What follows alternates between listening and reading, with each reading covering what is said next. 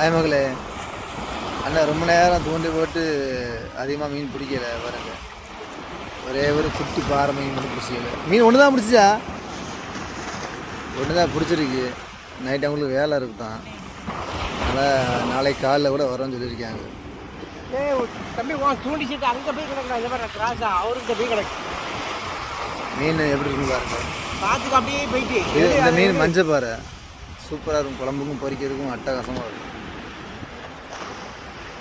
கல் போல இருக்கு மக்களே, வர சின்ன சைஸ் தான், ஆனால் சாப்பிட்றதுக்கு அட்டகாசமாக இருக்கும். ஆமாப்பா ஆமாப்பா.